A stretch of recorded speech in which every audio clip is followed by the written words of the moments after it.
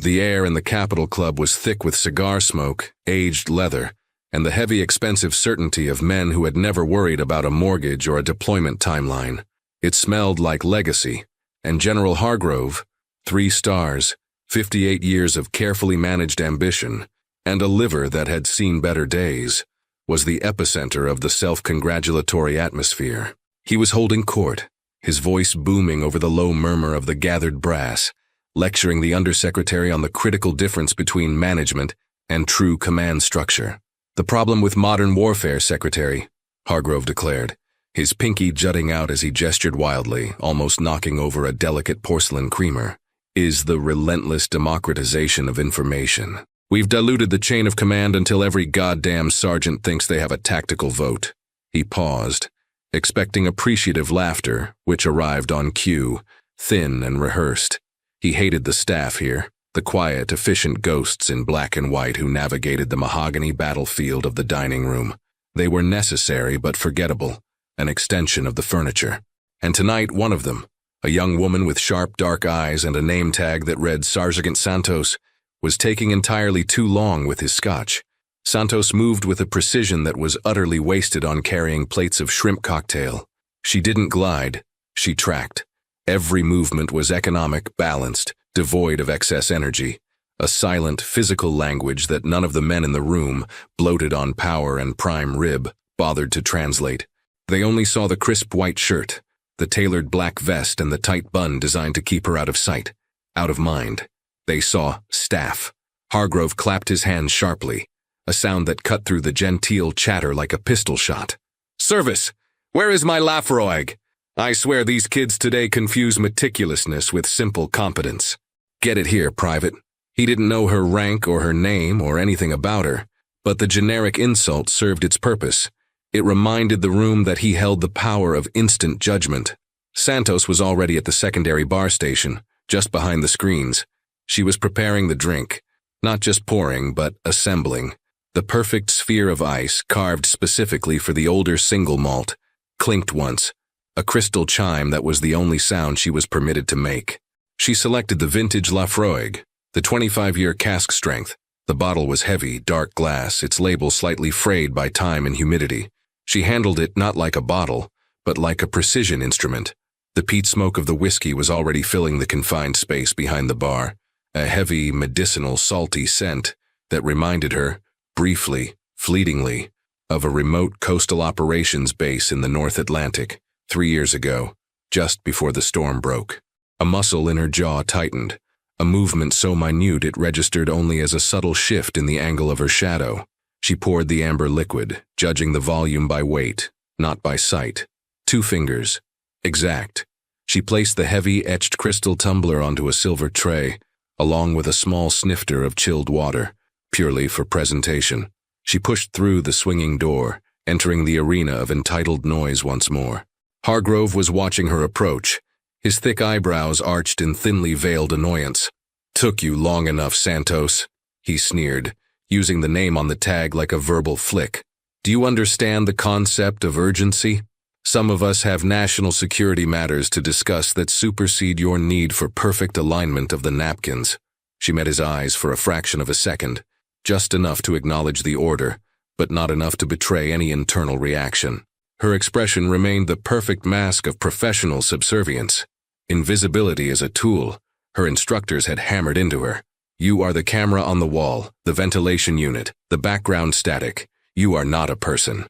She reached his table. The wood surface was polished to a mirror sheen. She placed the silver tray down with agonizing care. The ice in the glass was perfectly still. Hargrove, mid-sentence about budgetary appropriations for drone surveillance, reached out for the tumbler without looking, his massive hand sweeping across the table. And that's when it happened. His heavy gold signet ring, a symbol of his graduating class at Annapolis, embossed with an outdated seal, caught the edge of the silver tray just slightly, enough to make the crystal tumbler shift. It wasn't a catastrophic slip, but the precise balance was broken. The heavy glass began to tilt, threatening to roll off the tray and spill the 25-year-old whiskey across the general's impeccably pressed uniform. In that millisecond, the duration of a single heartbeat, time dilated. Hargrove didn't even notice the potential spill. He was too busy posturing. But Santos did.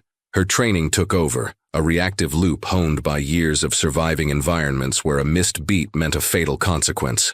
Her dominant hand was holding the tray. Her left hand, the invisible hand, the one usually kept deliberately tucked or used only for balancing, shot out, not to catch the glass, but to stabilize the kinetic energy of the base. It was a quick, sharp movement. She gripped the cold, heavy crystal rim of the glass base with her fingertips and the side of her palm, stopping the rotational momentum instantly. For the first time, Hargrove looked down, slightly irritated by the interruption of his flow. He looked at the glass, ready to complain about the sudden shift. His eyes tracked the curvature of the crystal, down to where the woman's left hand was clamped around the base. Her service uniform jacket was perfectly tailored, but the cuff, pulled back fractionally by the urgent stabilizing grip, had ridden up an inch. 1 inch of exposed skin. It wasn't a clean wrist. It was not the soft, unmarked skin of a typical server. What Hargrove saw was not a tattoo. Tattoos were colorful, planned, often expressive.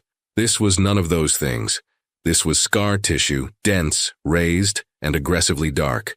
It was a topographical map of pain, burned deep into the epidermis and dermis, spanning from the base of the thumb across the outer heel of her palm and wrapping around the ulna, just above the wrist joint. It was an acid map, a specific pattern. At first glance, it just looked like a terrible historical burn, the kind one might receive in a factory accident, ugly and disorganized. But as Hargrove's gaze fixated on the pattern, the precise geometry began to solidify in his memory, a memory he had paid vast sums and risked his entire career to forget. It wasn't accidental. The scarring formed a distinct, deliberate shape, achieved through chemical cauterization and subsequent friction burning, a technique designed to permanently mark the nervous system while destroying the dermal layer's ability to heal cleanly. In the center of the mottled dark geography, there was a specific, recognizable glyph, a circle, broken at the top, bisected by a sharp vertical line, and then bracketed by 2 smaller, precise horizontal cuts. It was the mark, the Omega burn. Hargrove stopped talking mid-word.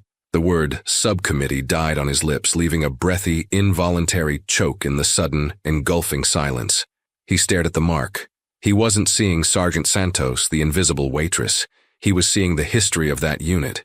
He was seeing the vetting process that required 3 days without light or food, the chemical baptism, the final test where they were ordered to kill the only friendly face they had seen in weeks.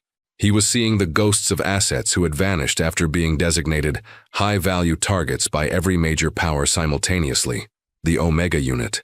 They weren't officially designated. They were rumors whispered in secured facilities, the black cell that executed the impossible when even Delta couldn't afford the paperwork. The mark wasn't earned for completing a mission. It was the proof that you were legally and spiritually erased. It meant you had been reduced to a function. And General Hargrove knew exactly why he recognized it. Because 12 years ago, when he was just a colonel, he had been the liaison, the handler, who greenlit the operation in the Hindu Kush that required an Omega strike team to retrieve a piece of compromised cryptography. He had been shown the intake protocol videos. He had seen the brand being administered, the color drained from his face, the deep, ruddy color of years of fine dining and entitlement, leaving his skin a sickly, mottled gray. His eyes, fixed on the 3 distinct lines that formed the glyph, were wide, not with surprise, but with immediate, visceral terror. He had just called a woman who bore the mark of the deadliest, most untraceable black unit in NATO history, a private, and demanded she hurry up. He had treated the ghost of the general staff as a piece of hired help. His fingers, thick and trembling, were still reaching for the glass. The moment he registered the Omega, his motor control failed entirely. The signet ring scraped against the crystal again, but this time he didn't adjust. He simply released his grip. The sound of the glass hitting the mahogany table was sharp, shockingly loud in the sudden, frozen quiet of the club. Crack. The crystal shattered instantly, spraying aged Lafroig across the polished wood, wetting the cuff of Hargrove's trousers. The rich, peaty smoke of the spilled whiskey filled the air, mingling with the scent of fear that was now pouring off Hargrove in palpable waves. Santos didn't flinch at the crash. She didn't drop the tray. She didn't even blink. Her eyes, those sharp, dark eyes that had previously been categorized as invisible, locked onto Hargrove's, and for the first time she allowed her professional mask to slip, revealing what lay beneath. Not anger, not defiance, but utterly cold clinical assessment. The look of a predator who has just determined the exact weakness in her prey's defense. The silence around the table stretched, thick and painful. The undersecretary, confused by the general's sudden petrification, leaned forward, about to ask, "General, are you all right? It's just a little spillage." Santos cut him off, not with a word but with an action. Her left hand, the one marked by the omega, smoothly picked up a crisp white linen napkin from the edge of the tray. She moved with an economy that bordered on physics-defying speed, dabbing the splash of whiskey from the general's lapel, and as she leaned in, her voice dropped to a level that only Hargrove could hear, a low, smooth contralto, devoid of accent, devoid of warmth. It was the sound of a perfectly lubricated firing pin. "Sir," she murmured, the honorific sounding less like respect and more like a designation of target acquisition. "The Lafroig is excellent tonight, but based on the tremor in your hand, perhaps you should switch to water." She paused, her dark eyes drilling into the panic swimming in his. She didn't threaten him. She didn't need to. The scar spoke volumes. The scar spoke of the missions he had authorized, the rules she existed outside of, and the fact that she was currently standing 3 feet away from him, armed only with a silver tray, and the absolute authority of a ghost operative. Then she delivered the final blow. Without changing her expression, without breaking eye contact, she executed a specific, subtle movement known only to a handful of men in the operational theater. It wasn't a standard military salute. It was the Omega salute, a tiny, almost imperceptible twitch of her right index finger against her thigh, accompanied by a precise 90-degree tilt of her head. It meant, "You are recognized. I remember the protocols. I remember the orders, and I am still operational." General Hargrove saw the salute. He understood the message. He understood that she wasn't serving whiskey. She was conducting reconnaissance. She wasn't just staff. She was a variable he had left untracked, a contingency plan he had foolishly filed away as obsolete. His face went from gray to ash. He pushed himself back from the table violently, scraping his heavy chair across the floor with a screech that finally drew the attention of the wider room. He didn't look at the spill, the expensive mess, or the stunned faces of his peers. He looked only at the Omega mark, a brand that spoke of a competence that dwarfed his 3 stars, a history that could dismantle his career in a single anonymous phone call, or erase him from existence entirely. He stumbled backward, knocking over an empty wine glass, his breathing shallow and rapid. He needed air, or maybe a lawyer. More likely, a highly secured panic room. Santos remained standing by the table, utterly calm, utterly unmoved by the chaos she had caused by merely existing. She took the ruined napkin, cleaned the immediate spillage, and then, with the flawless posture of a professional, she collected the silver tray, the shattered glass, and the expensive debris. She looked directly at the undersecretary, who was still trying to process the general's sudden psychological collapse, and gave a tiny professional nod. "Apologies for the interruption, gentlemen," she said, her voice again perfectly neutral, perfectly submissive. "The general is clearly under duress." Then Sergeant Santos, the invisible waitress, turned on her heel and walked toward the staff exit. She disappeared through the swinging door, melting back into the hidden infrastructure of the club, leaving behind a profound silence punctuated only by the shallow, ragged gasping of a 3-star general who had just discovered that the furniture could kill him.